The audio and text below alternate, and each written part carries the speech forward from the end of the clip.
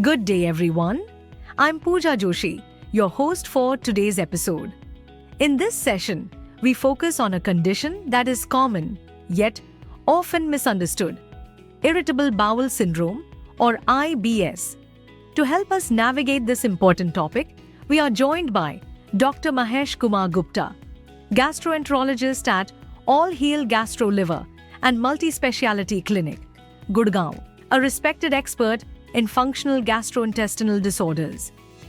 Today, Doctor will walk us through early symptom recognition, simplified diagnostic approaches, and effective evidence-based management strategies for IBS in routine clinical practice.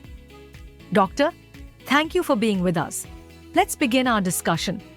Hi, myself Dr. Mahesh Kumar Gupta. I'm a gastroenterologist, hepatologist. I'm working as a director and head in All Hill Gastro Liver Clinic, Gurgaon. I did my MBBS, MD. After that, I did DNB Gastroenterology from Medanta. I work with most of good corporate institute in India like Fortis Chain, Max Chain, and Medanta Chain. So, doctor, question for you is, in your experience, how does a typical IBS patient present in an OPD? Basically, when patient come to us with IBS symptoms, the multiple symptoms, because it's a disease is multiple symptoms.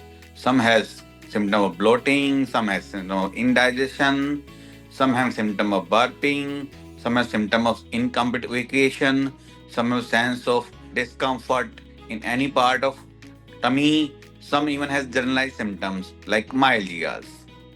So their variable presentation as per depend on the IBS-C is a constipation, IBS-D is dominantly diarrhea or mixed type. How does modern lifestyle food habits, stress, and sleep contribute to IBS? Basically, IBS is a multi-system disorder. So IBS has issue with lifestyle, with change of gut bacteria. IBS issue with stress and sleep because lack of sleep and stress ultimately change your gut bacteria balance.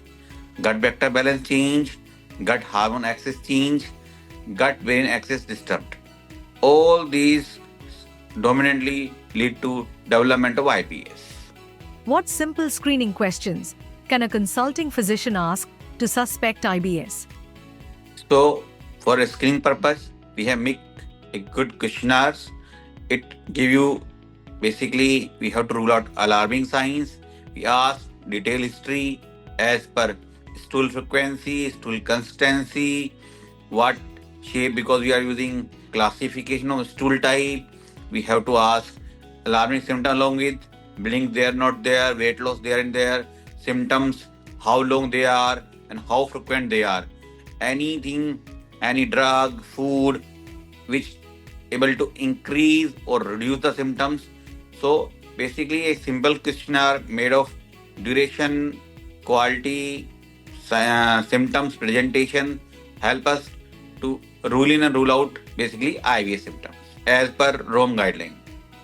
What are some common mistakes in diagnosing IBS at the primary care level? When patient came to primary care center, primary care level, issues that sometimes they miss IBD or malignancies, especially in old age, because they not take proper history. They miss certain alarming feature like weight loss, bleeding, but sometimes they not do proper questionnaire because of not having proper questionnaire. They left certain important point which help us to diagnose IBS. Once IBS is diagnosed, what is your first line approach to management? Once we confirm is IBS, we plan just take a apart from good history, what are the dominant symptoms? Is the IBS-D or IBS-C depend on constipation dominant or diarrhea dominant or the mixed type. We start treatment. First important thing is just give you proper assurance, because this reassurance to patient help us to make a good contact, because patient doctor relationship help give the confidence to patient, which also help patient to reduce the stress related disease. We have to certain explain food taboos or supposed to be any lifestyle modification. Then as per patient symptoms, the diarrhea dominant or constipation dominant, we do start medicines. What's your opinion on the role of rifaximin in IBSD? Where does it fit best? We talk about the rifaximin role in IBSD diarrhea type. So rifaximin one of the good medicine because patient used to has multiple stool frequencies, the stool consistency also compromise. Person who start with rifaximin used to develop stool become more hardened compared to it was, the stool frequency reduced, all sense of bloatiness, just uneasiness, abdominal discomfort, all those symptoms also improve. So yeah, rifaximin do very well with patient with IBS D.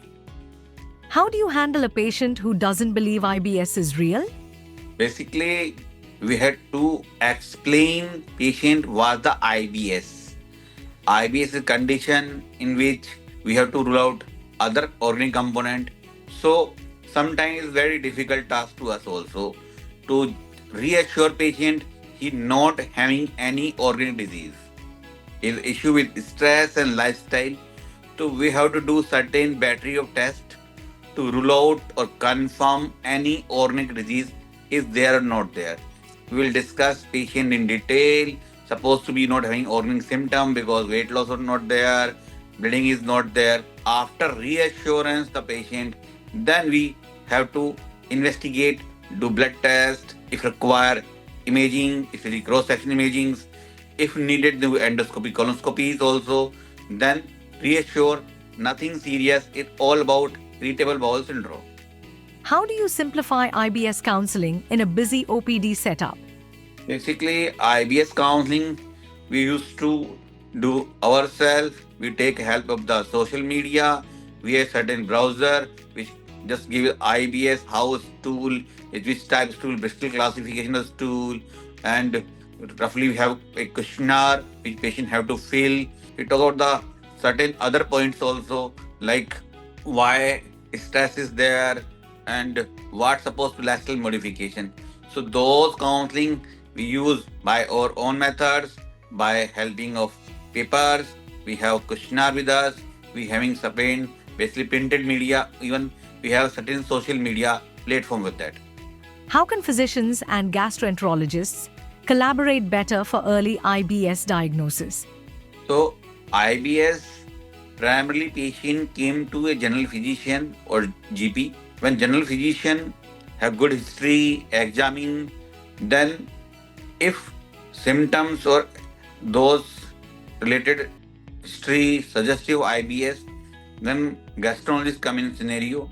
Sometime because of too much busy OPD and because general physician used to see cardio, gastro, nephro, each and every related branch. So they don't have much time. So when we have symptoms suggestive more IBS, we discuss with general physician and general physician used to refer to us. When we discuss together, nowadays we have multiple CMEs, seminars in which general physician also participating and they are gaining knowledge regarding early diagnosis and how to manage IBS. So it's really close collaboration between. What's your vision for IBS management in India over the next few years? As per my opinion, nowadays as lifestyle worsening day by day, stress, especially chronic stress, is very common nowadays. And apart from that, food taboos, food types, everything which aggravate the IBS now day by day increasing. So, as per best of my knowledge, looks like IBS going to be increased day by day. The frequency of symptoms they come in early age also and they become more severe compared to we saw in previous years. And basing that now IBS is having multiple drugs to use. Nowadays, as medical science evolving, we have multiple drugs and day by day adding new and new drugs, which treatment of IBS. So I think if we do good work with collaboration of physician, with other specialists, especially sometimes need of psychiatrist, we can treat IBS in good way.